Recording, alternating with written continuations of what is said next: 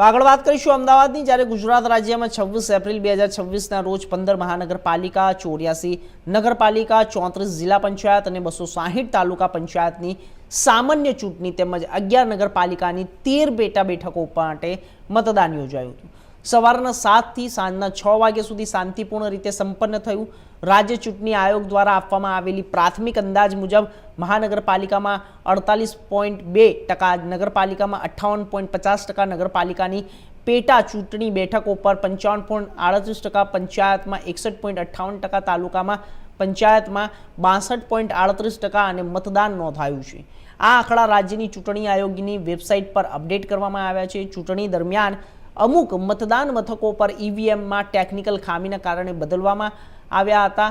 કુલ 80 Cu અને 64 BU જ્યારે પસંદગી તેમજ 72 સીયુ અને 184 બીયુ મલ્ટી પસંદગી ઈવીએમ બદલવામાં આવ્યા। સુરેન્દ્રનગર જિલ્લાના ચુડા તાલુકાના જેપર ગામના મતદાન મથકમાં 4 થી 5 ઈવીએમની ખામીને કારણે 27 એપ્રિલે પુનઃ મતદાન યોજાશે।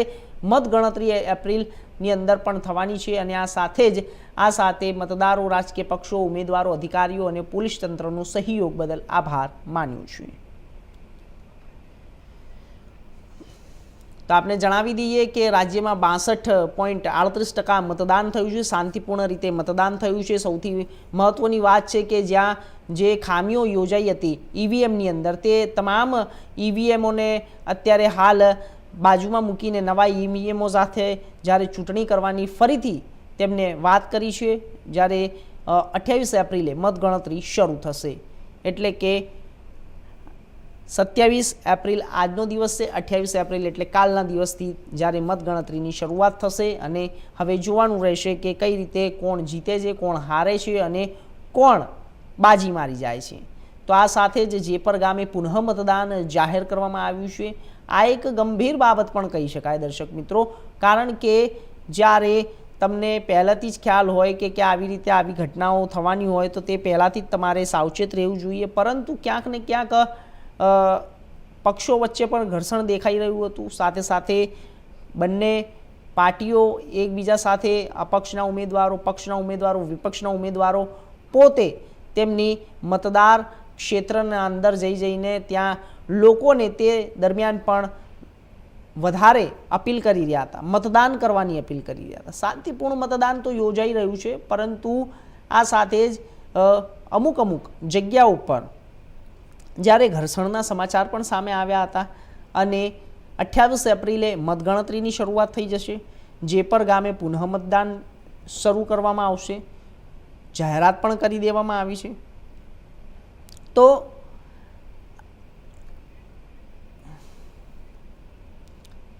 આ વિષય ઉપર વધુ માહિતી માટે અમારા સંવાદદાતા જતીન રાવલ અમદાવાદથી જોડાઈ ગયા છે અને સુરતથી અમારા બ્યુરો ચીફ જોડાઈ ગયા છે શૈલેષ ત્રિવેદીજી।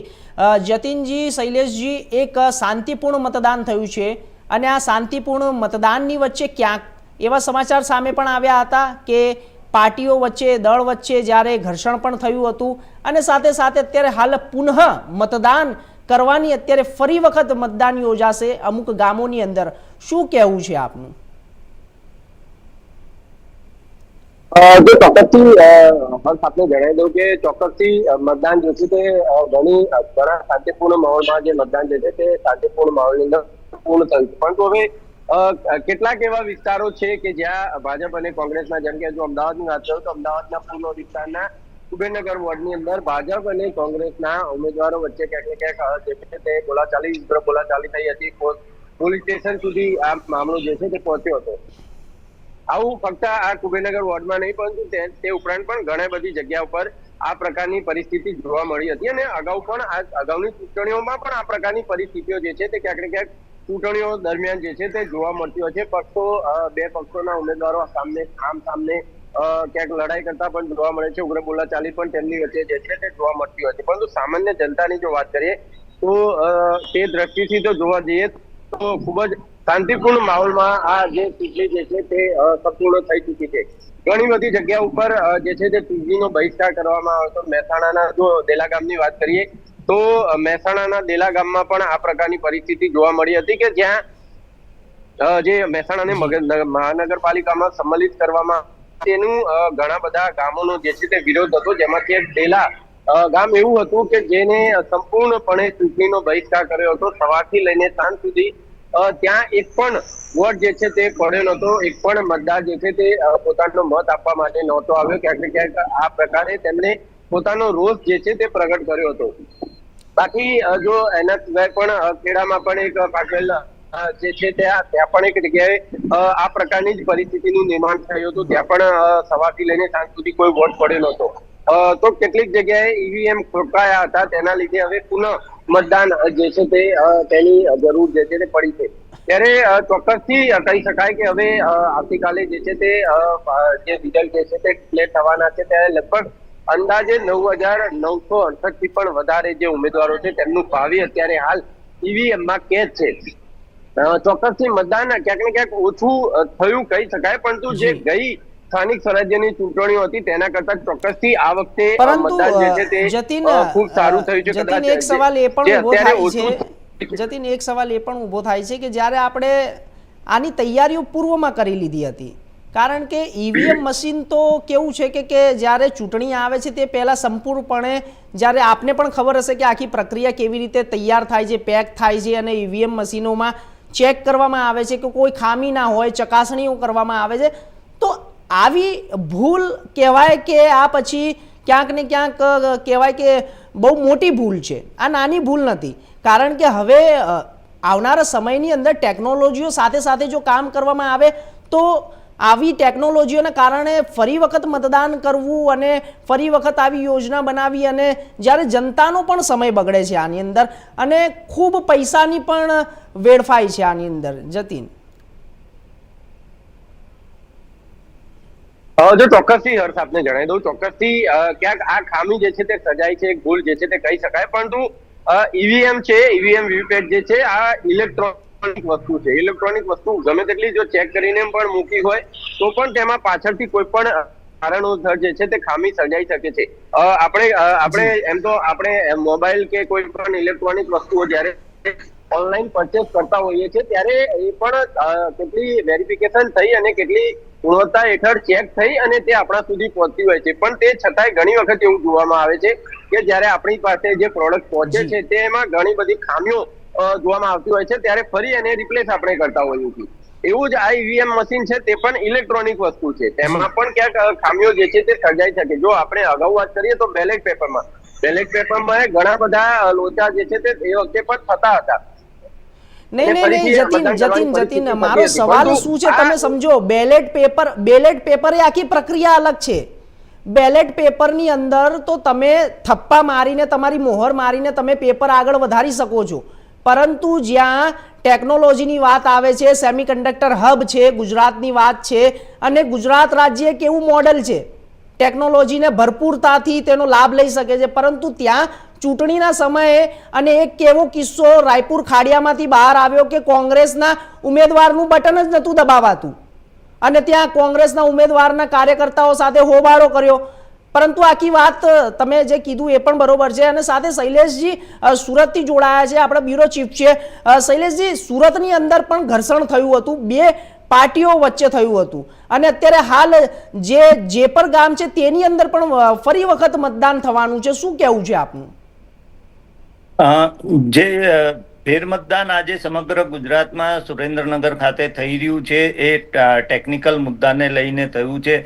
બીજી તરફ જો ઘર્ષણની વાત કરીએ તો સમગ્ર ગુજરાતમાં ખૂબ જ શાંતિપૂર્ણ રીતે કહી શકાય, કોઈ મોટી હિંસક ઘટનાને અંજામ આપ્યા વગર લોકોએ શાંતિપૂર્ણ રીતે મતદાન કર્યું છે. સુરતમાં પણ ઘર્ષણના નાના મોટા બનાવો બન્યા હતા, પરંતુ એ છેલ્લા સમયે મતદાન વધારે, પોતાના તરફી મતદાન વધારે કરવા માટે મતદાન મથકોએ આવતા મતદારોની ઓળખ સહિતના મુદ્દાઓને લઈને એ ઘર્ષણ થયું હતું. પરંતુ જે રીતે પોલીસનો બંદોબસ્ત હતો, પોલીસની હાજરી હતી, અને પોલીસે સંયમપૂર્વક સમગ્ર ઘટનાઓને કાબૂમાં લીધી હતી. ખાસ કરીને આંજણા વિસ્તાર વિસ્તાર જે છે લિંબાયતનો આંજણા વિસ્તાર, ત્યાં આ ઘટના બની હતી.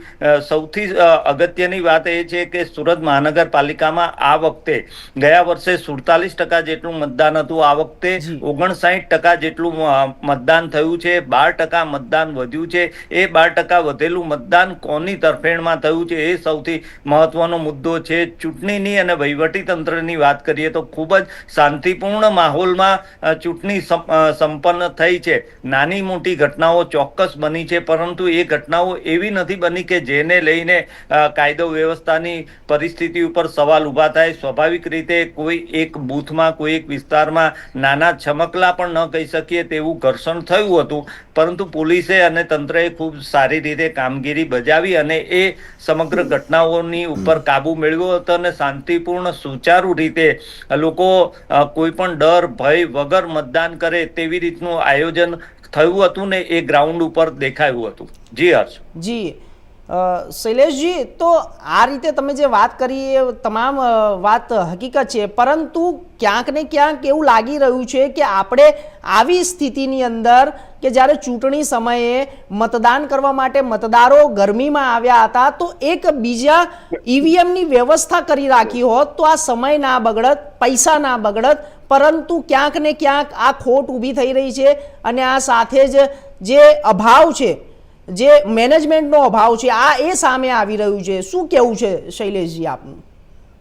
ચોક્કસ સમગ્ર ગુજરાતમાં સ્થાનિક સ્વરાજ્યની ચૂંટણીઓ એ જિલ્લા પંચાયત, તાલુકા પંચાયત, નગરપાલિકા અને મહાનગરપાલિકાની ચૂંટણીઓ યોજાય છે. સમગ્ર ગુજરાતમાં યોજાય છે. સમગ્ર ગુજરાતમાં ખૂબ જ શાંતિપૂર્ણ રીતે મતદાન થયું છે. વહીવટી તંત્રએ ખૂબ સારી મહેનત કરી છે એ કહેવું જ પડે. હા, ચોક્કસપણે સુરેન્દ્રનગરનું જે ચુડાવાળી જે ઘટના છે એ જ ઘટના ચોક્કસ એમાં વહીવટી તંત્રની ભૂલ હોય, પણ અગાઉ જેમ જતીનભાઈએ કીધું તેમ કે આ મશીન છે એમાં ટેકનિકલ ફોલ્ટ આવી શકે. ચોક્કસપણે આ ફોલ્ટ પણ ન આવવો જોઈએ, પરંતુ આવ્યો છે ચોક્કસપણે. અને એક બે બૂથ પૂરતો જ આ સમગ્ર સવાલ ઊભો થયો છે. ત્યાં પણ આજે અત્યારે શાંતિપૂર્ણ મતદાન અત્યારે થઈ રહ્યું છે અને કદાચ આવા ટેકનિકલ ફોલ્ટ કે મુદ્દાઓને લઈને જ વહીવટી તંત્રએ ગઈકાલે મતદાન પૂરું થયું પછી એક દિવસ, આજનો દિવસ રિઝર્વ રાખ્યો અને આવતીકાલે મતગણતરી હાથ ધરવાની પ્રક્રિયા, મતગણતરીની પ્રક્રિયા હાથ ધરવામાં આવશે. આમ આ એક સ્વાભાવિક રીતે એક સ્પેસ રાખી હતી અને એમાં એક ઘટના બની છે. ચોક્કસપણે આવી ઘટના પણ ન બનવી જોઈએ, પરંતુ એક જ ઘટના બની છે ને એ ટેકનિકલ ફોલ્ટનો મુદ્દો છે. એમાં વહીવટી તંત્ર ઉપર વધારે માછલા ધોવા એ મને યોગ્ય નથી લાગતું. ચોક્કસ હજારો ઈવીએમ મશીન ગઈકાલે કામમાં લેવામાં આવ્યા હતા. તમામ જગ્યાએ લગભગ જ્યાં તાત્કાલિક જે કઈ ફોલ્ટ ઉભા થયા હતા એ ઉત્તર ગુજરાત, સૌરાષ્ટ્ર અને દક્ષિણ ગુજરાતમાં ઈવીએમ ના ફોલ્ટ ઉભા થયા હતા. એ તમામ જગ્યાઓએ તાત્કાલિક રિપ્લેસ કરવામાં આવ્યા હતા. ઈવીએમ, વીવીપેટ આ તમામ રિપ્લેસ કરી દેવામાં આવ્યા હતા, પરંતુ કોઈ એક જગ્યાએ રિપ્લેસમેન્ટ શક્ય નહીં બન્યું. બંનેનો ખૂબ ખૂબ આભાર માહિતી આપવા માટે જતીનભાઈ અને શૈલેષજી. આપનો ખૂબ ખૂબ આભાર. સમય આટલી જ અનુમતિ આપે છે. આગળ વાત કરી